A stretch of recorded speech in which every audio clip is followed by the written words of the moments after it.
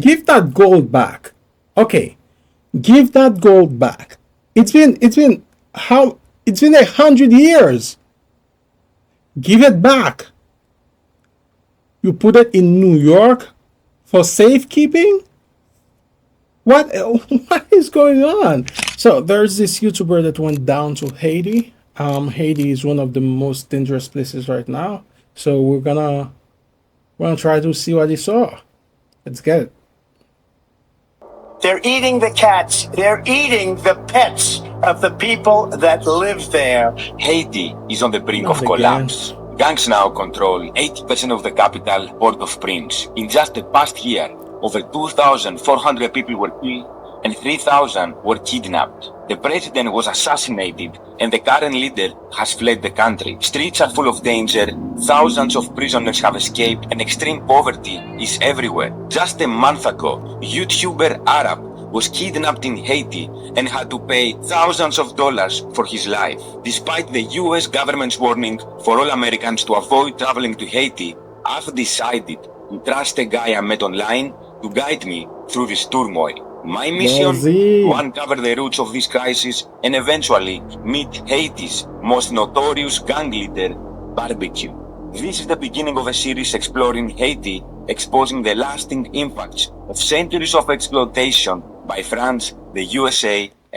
So, to be clear, Haiti is not a governmentless state right now. Might seem like it, but there is a government in place. It's been put in place by the international community, and by that I mean the United States of America, alongside with their friends. But right now the goal is to get to election, and it's an interim government that's supposedly they are gonna ensure that we have an election as soon as possible. But there is a government in place. That's my point. And Canada. This is my journey into the heart of the world's most deadliest country, Haiti. It's 5 a.m. I'm in Miami, USA. As you can see, I'm about to go to the most dangerous country in the whole world, Haiti. Is Haiti the most dangerous country right now? I mean, there are war zones right now. I would assume Ukraine would be pretty dangerous to be. Gaza would be another place where I wouldn't want to go right now. Lebanon. I don't know if Haiti right now is the most dangerous. Somalia, with all the ships being seized. Yemen is another country that's not stable right now with all that's going on that surrounds Israel and things like that. So I don't know if Haiti, that's my point. I don't know if Haiti is the most dangerous country right now still. But anyway. I have no clue why I'm doing this. My only contact is a guy that I met through the internet. I'm gonna try interview the most wanted gang leader in the whole world, Barbecue. And hopefully I'm gonna come out alive. Haiti right now has no prime minister, has no president. There is basically no state. The whole capital of Haiti is being... Again, that's not true. There is a state, there is a police. We even have Kenyan forces there under the umbrella of the United Nations. So, yeah, this information is not correct. Controlled by gang members. I'm going straight to the mouth of the wolf, and hopefully I will interview the most wanted gang leader in the whole world. Man, I have no clue how many people are gonna be in this flight, guys. Who wants to go to Haiti, right in the middle of a gang war? I'm super curious to document the reality that's happening there, because nothing is black and white. There's no way all these people took the guns one day and they tried to overthrow the government, basically. There's always a reason, a why, and so I'm curious to see what's happening. Let's go, guys. So I think I actually have this information here right now. Let's see. Okay.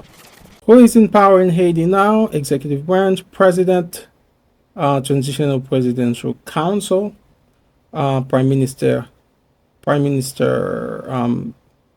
Gary Conille, interim. Gary Conille, Gary Conille, as you would say in French, since June 3rd. So there's that. So now, guys, I'm gonna meet this guy, Jeremy. I've never met him in person. I'm carrying with me in cash $4,000 for the connections he created for us. Hopefully, all good. That's impressive. I wouldn't trust someone like that, but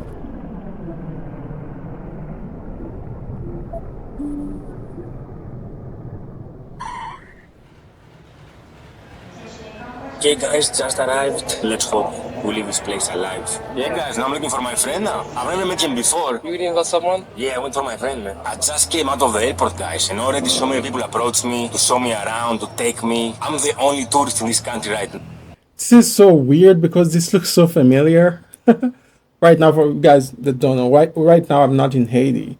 I left the country because of all that's going on, and this is so weird because this looks so familiar, but it looks so empty. Looks like a ghost town. There's no one there. Like usually, like when things are normal, whatever we call normal, like this place is packed. Oh my goodness. Now, Haiti has been going through exploitation and slavery and coups and corruption and earthquakes since the day the country was born. This is now the cherry on the top of the cake. Haiti's history begins on the island of Hispaniola, where Columbus arrived in 1492 and began Spanish colonization. The native Taino people were almost wiped out. By the 1600s, the French took over and created a colony called Santo Domingue. It became France's richest colony, relying heavily on... Wait, it's not San Domingue, it's Saint Domingue. Okay, just making it clear. It's Saint Domingue, or Santo Domingo, as it's pronounced in Spanish. In fact, right now, Santo Domingo is the capital city of the Dominican Republic. So they still, they still have the name. Hispaniola is the entire island right now. It's no longer Saint Domingue. It's now the island of Hispaniola. African slaves who endured terrible conditions. In 1791, these slaves started a rebellion which led Haiti's independence in 1804. Haiti became the first black republic and the first independent nation in Latin America, but obviously faced immediate hostility and isolation from all the other countries. Oh, bro! How you doing, man? Very good, very good. Yeah, fine.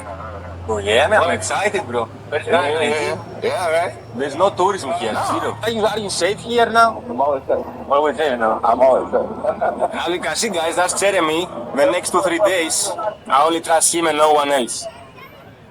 Wow. For me, the only issue here is gonna be the language. They speak Creole and French, and I don't speak any French nor Creole. Now Jeremy's gonna have his own driver, which is this guy, and he's gonna... The language is Creole or Criollo. Creole? I don't know about that. That sounds Spanish. But in Spanish in general, I've heard Criollo, no Creole. In French, it's Creole, and in English, it's Creole. But anyway. Get for me another driver. We jumped on this bike now con mi amigo Stevenson, and now I think we go to the house of Jeremy. Don't ask me what I'm doing, I don't know. I just trusted Jeremy, and now I'm trusting Stevenson. Basically, we need to trust people in this country. Bro, you speak English? No. No, I'm saying Español? French. Ah, merci beaucoup. Oh, guys, the dust is crazy. It feels like a bomb just was thrown on this place. Watch your mouth, okay? Watch your mouth. Now, guys, the dust is crazy. Of course, it's crazy. It's very sunny there. Sometimes it's, it's dry. It doesn't rain. Shut your mouth, okay? Gosh. I I like, okay. I don't hate you, but it's my country. They actually locals are closing the roads because of the gang wars. Yeah, you see, again, they closing the roads to protect their own foods. Oh, lovely land. It's out of the whole Latin American history. Haiti is the first country who got independence. After gaining independence in 1804, Haiti faced a new threat. France wasn't ready to give up. To avoid another war, the Haitian government was forced into a harsh deal. In 1825, France demanded 150 million francs in reparations for the loss of enslaved people and the colony's independence.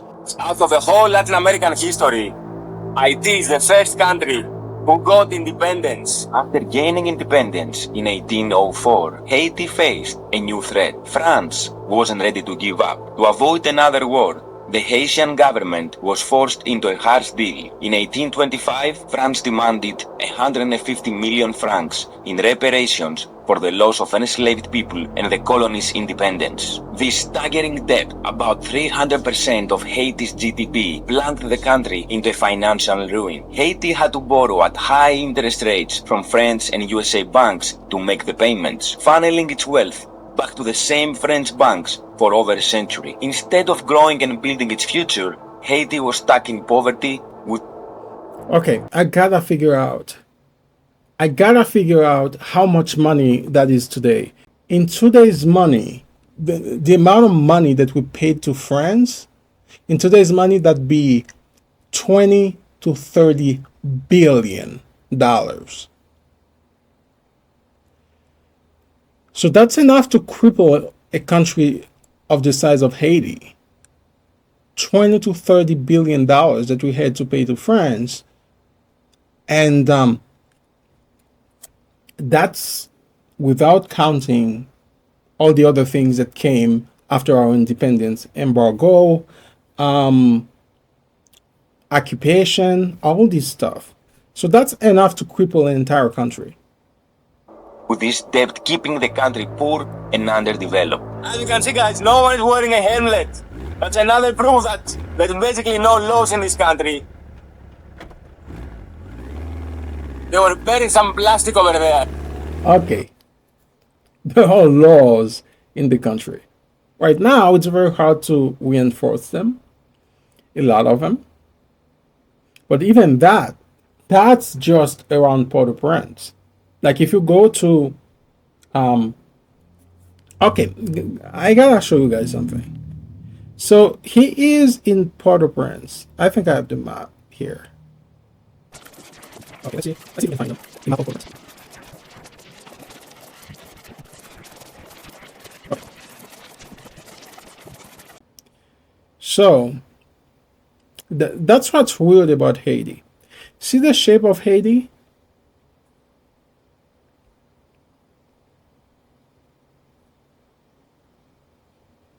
It's like a boot, right? It's kind of perpendicular. Like it's like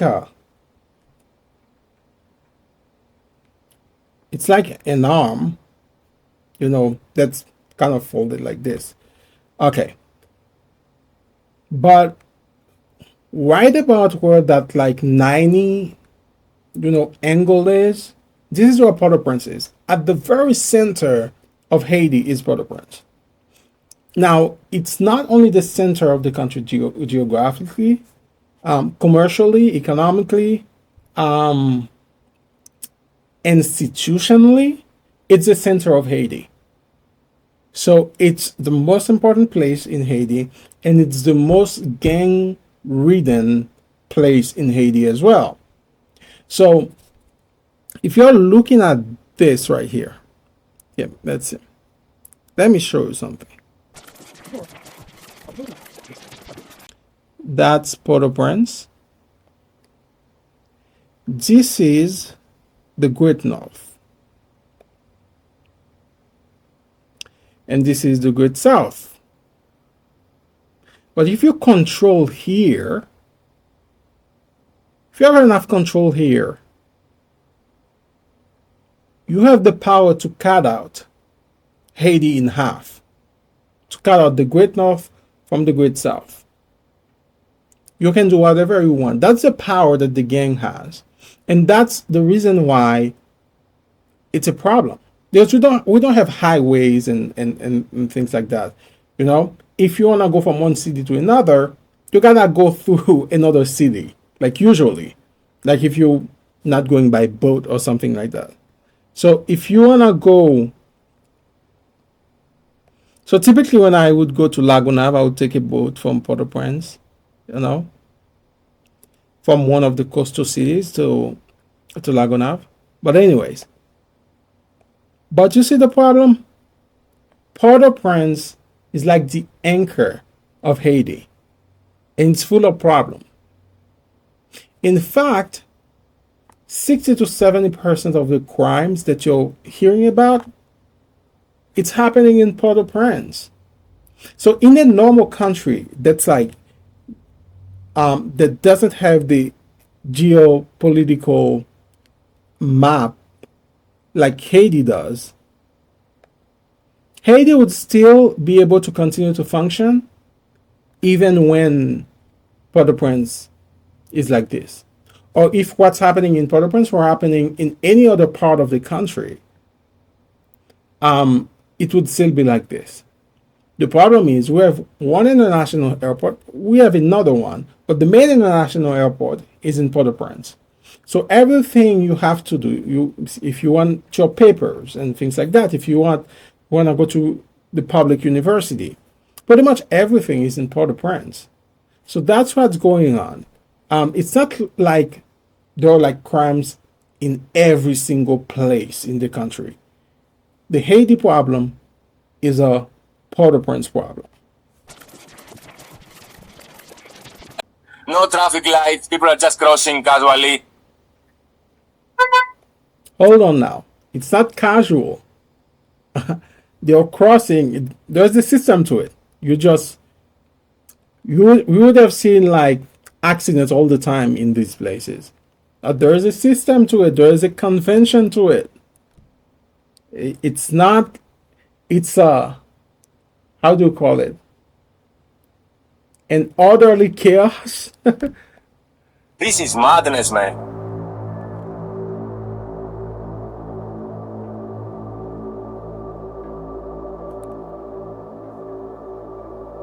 Okay, guys, that's the police now.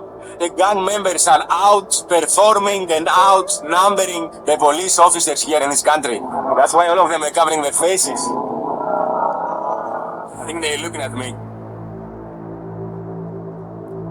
In this country, if you stay next to the police, you are in more danger because the gang members are attacking them.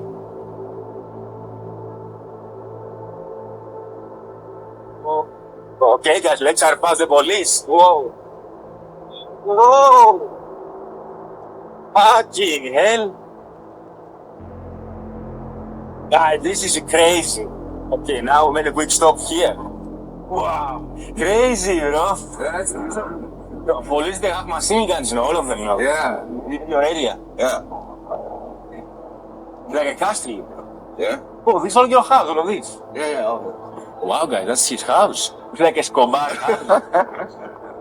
In 1915, the US invaded Haiti and occupied the country for 19 years. During this time, the US controlled Haiti's finances, and shortly after the invasion, they seized Haiti's gold reserves, shipping them to New York for safekeeping. American companies profited greatly from the occupation with For safekeeping?